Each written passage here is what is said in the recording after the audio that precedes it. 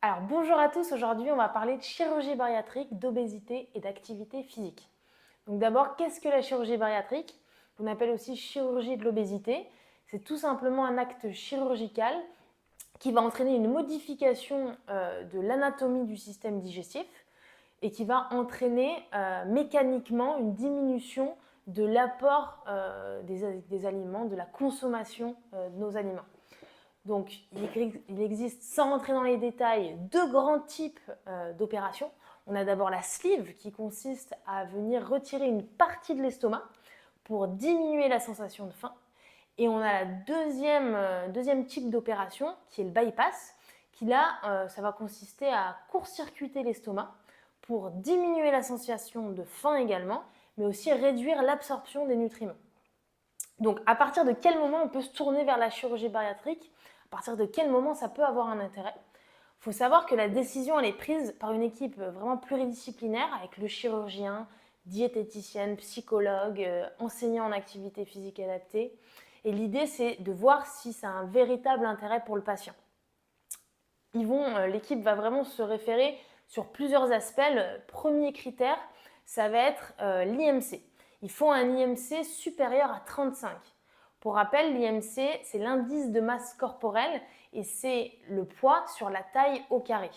Donc ça nous donne déjà une indication sur le niveau d'obésité du patient. Ce n'est pas le seul critère parce qu'il n'est vraiment pas parfait, mais ça nous donne déjà une petite indication. La deuxième chose, c'est de savoir si c'est un traitement de première intention.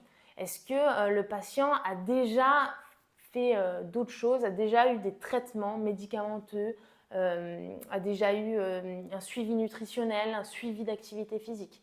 Et si ça n'a pas marché, si ça n'a pas fonctionné, ça n'a pas entraîné de perte de poids, là on va pouvoir se tourner vers la chirurgie bariatrique. Dernière chose, le patient il doit avoir conscience, il doit avoir accepté de faire partie d'un parcours, vraiment d'un parcours de suivi pluridisciplinaire. Et donc il doit avoir accepté de faire des bilans, des entretiens avec toute cette équipe en amont de la chirurgie, mais aussi après la chirurgie et ça sur le long terme. C'est souvent ce qui est le plus difficile à valider, c'est que ça va être quelque chose qui va durer sur plusieurs années, sur toute une vie, même une modification des habitudes de vie. Et ce n'est pas seulement un petit coup de baguette magique, il va falloir vraiment changer son quotidien.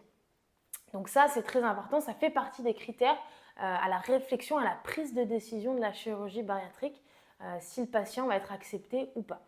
Il y a des petits cas particuliers. Dans le cas d'un IMC entre 30 et 35, là, ça va être au cas par cas.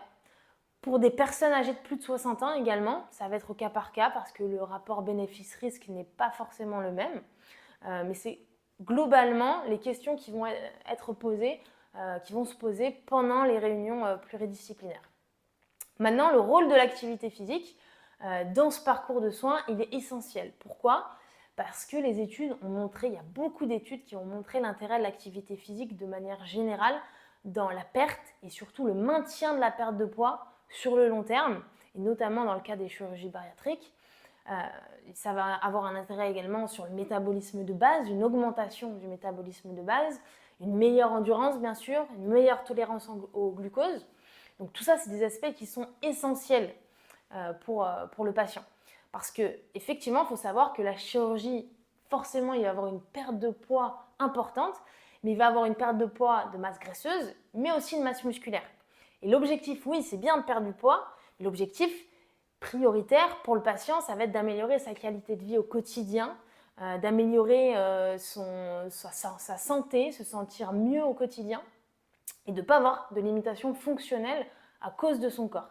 Et pour ça, on a besoin de muscles, tout simplement. Donc c'est là où l'activité physique va vraiment avoir un rôle primordial. Donc il va falloir travailler toutes les compétences physiques pour se sentir bien dans son corps et pouvoir répondre aux sollicitations du quotidien, tout simplement. Donc là, faire de l'activité physique, c'est bien, mais comment? Comment, combien de temps? On va se référer tout simplement sur les recommandations de l'OMS, l'Organisation mondiale de la santé. Ils nous disent qu'il faudrait faire idéalement entre 150 minutes et 300 minutes d'activité physique par semaine, avec des activités d'intensité modérée à soutenue. Ça revient à dire à peu près entre 30 minutes et 60 minutes par jour, en sachant que sur ces critères-là, il faudra se dire que sur tout ce que vous allez faire, à peu près 2 fois par semaine, il faudra rajouter du renforcement musculaire, d'autant plus important dans une dynamique de chirurgie bariatrique, donc dans une optique de chirurgie bariatrique plutôt. Donc ça, c'est la théorie, c'est très bien. C'est exactement la même chose pour les personnes qui ont plus de 65 ans, mais il faut rajouter des exercices d'équilibre pour prévenir les risques de chute. Donc très bien, ça c'est la théorie. Maintenant, ce qui va être important, c'est déjà d'essayer de faire un peu plus tous les jours. Si vous partez du niveau 0, vous faites 0 activité physique, eh ben, ça va être d'essayer d'en rajouter petit à petit dans son quotidien, de réimplémenter un peu de mouvement dans son quotidien. Et je parle bien d'activité physique et pas forcément de sport. C'est pas forcément aller faire un foot, aller faire un basket, ça va être simplement bouger plus. Et pour ça, il suffit d'augmenter son mouvement. Donc ça peut être tout simplement de marcher, de jardiner, de faire du ménage. C'est toute dépense énergétique qui va entraîner une dépense supérieure à la dépense énergétique quand on est en position assise. Donc ça peut être des petites choses du quotidien à rajouter. Mais ce qui va être le plus important, c'est que si on veut vraiment modifier nos habitudes de vie, ça va être la régularité. Si on est régulier, on va avoir des effets sur la santé. Si on n'est pas régulier, les effets ne vont pas être vraiment efficaces et ne vont pas être vraiment importants. Donc pour être régulier, il va falloir faire preuve de progressivité. Si ce n'est pas progressif, si je fais tout d'un coup, je me fais 1 heure à fond de sport alors que je n'étais pas préparée, ben je risque de me blesser, je risque de m'en dégoûter, ce ne sera pas régulier. Donc régularité, progressivité et enfin plaisir dans l'activité physique. Il faut choisir des activités physiques qui vous plaisent un minimum, où vous avez un minimum de plaisir, sinon vous n'allez pas créer des habitudes, vous allez arrêter très vite, parce que ça sera trop contraignant. Donc il faut trouver des activités qui vous plaisent. Ça peut être tout simple, ça peut être aller marcher avec une amie, comme ça on peut discuter, faire du vélo d'appartement devant la télé, comme ça c'est un petit peu plus divertissant, faire de l'aquagym parce qu'on aime bien ça. Il faut que chaque patient trouve ce qui lui plaît pour pouvoir créer de nouvelles habitudes de vie. Donc c'est ça le point le plus important, c'est modifier son quotidien, modifier ses habitudes de vie, son hygiène de vie pour être en meilleure santé, pour se sentir mieux dans son corps et ne plus être limité fonctionnellement par son corps. Ça, c'est le plus important. Donc voilà, régularité, progressivité, plaisir dans l'activité, ça va être vraiment les bases pour retrouver une activité physique régulière. Attention, ça c'est vraiment donc pour la partie post-chirurgie, pré-chirurgie, pardon. Et pour la partie post-chirurgie, là, il va y avoir quelques règles à respecter. Alors, d'abord, aucune contre-indication à la marche. Vous pouvez marcher très vite après l'opération. Bien sûr, on fait attention. Si on a des douleurs, si on ne se sent pas bien, on s'arrête. On fait des marches plus petites. Ça, il faut s'écouter, bien évidemment. Deuxième chose, pas d'activité aquatique tant que vous n'avez pas eu la validation du chirurgien. Donc, tant que vous ne l'avez pas revu et qu'il vous a dit « Ok, il y a une bonne cicatrisation, tout va bien ».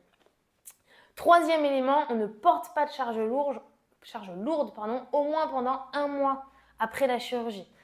Ça peut paraître anodin, mais il ne faut pas se blesser, il ne faut pas réouvrir au niveau des cicatrices. Donc pensez-y bien, si vous devez porter des packs d'eau, si vous devez porter un nouveau-né, il faut faire attention à ça. Dernière chose, c'est le travail de la sangle abdominale. On va attendre au moins 1 mois et demi, voire 2 mois avant de retravailler les abdos. Et quand on va redémarrer le travail des abdos, on va le faire de manière vraiment hypopressive. On ne va pas faire des crunchs, on va y aller tout en douceur. D'ailleurs, les crunchs, c'est bon pour personne. Toujours travailler en hypopressif. Donc voilà un petit peu les règles à suivre. Vous pourrez retrouver un document qui résume tout ça dans la description. Vous retrouverez également les recommandations de l'HAS, l'Haute Autorité de Santé, en description sur tout ce qui est obésité et chirurgie bariatrique. Donc j'espère que cette petite vidéo vous aura été utile et vous permettra d'avoir un petit peu plus d'informations sur ce que c'est la chirurgie bariatrique et le lien avec l'activité physique. Je vous laisse quelques vidéos pour vous donner des exemples de ce que vous pouvez faire en pré- et post-chirurgie bariatrique en sachant qu'il faut toujours l'adapter en fonction de vos limitations fonctionnelles, vos douleurs, etc. Voilà, je vous remercie, j'espère que ça vous aura aidé et à très vite.